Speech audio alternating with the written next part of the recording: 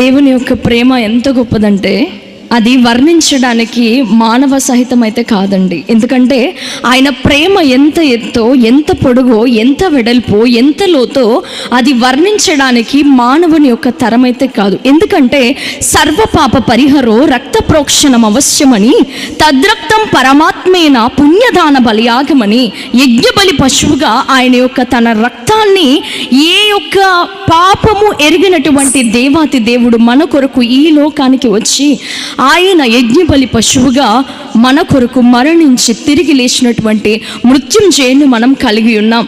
ఎలాగైతే కాడి మోయని పాడి ఎద్దులు సమర్పించుకున్నాయో దేవుని యొక్క మందసాన్ని మోయడానికి, ఇక్కడ మందసం అంటే ఆ యొక్క మందసం ఒక తుమ్మకరతో చేయబడినటువంటి ఒక చెక్క పెట్టె, దానికి విలువ లేదు. కానీ ఆ మందసాన్ని బంగారముతో దాన్ని ఎంతగానో అలంకరించినప్పుడు, బంగారముతో పొడిగించినప్పుడు ఆ యొక్క తుమ్మకర్రకి విలువ లేదు. కానీ బంగారంతో పొడిగించిన విలువ లేదు. కానీ ఆ యొక్క మందసములో 3 పాత్రలు పెట్టినప్పుడు దానికి విలువైతే వచ్చాయి.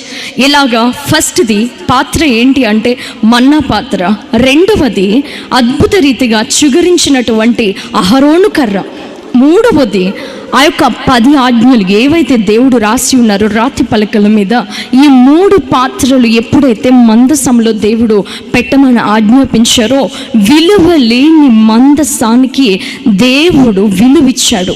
ఈ రాత్రి ఈ 3 రోజులు సభలు జరుగుతూ ఉన్నాయి కదా, ఇది మా గొప్ప కోసమో మా మెప్పు కోసమో కాదండి. ఎన్నో ఉపవాస ప్రార్థనలతో కన్నీటితో దేవుని యొద్ద శరణు వేడుకొని కనీసం ఒక్క ఆత్మ అయినా ఈ యొక్క మైక్ ద్వారా వింటున్నటువంటి ప్రియ సహోదరి సహోదరుడా, నువ్వు ఇక్కడికి రాలేని పరిస్థితుల్లో నువ్వు ఉన్నా నీ యొక్క స్థితిని మార్చడానికి దేవుడు సమీపంగా ఉన్నాడు. ఎలాగనంటే నీ యొక్క హృదయ అంచుల్లోనికి వెళ్ళి నీలో దాగి ఉన్నటువంటి ఆవేదన, ఆ యొక్క దిగులును తీర్చడానికి ఆయన సిద్ధంగా ఉన్నాడు. అసలు కాడి మోయని పాడి ఆవులంటే చూడండి, ఇక్కడ మనం అబ్జర్వ్ చేయొచ్చు.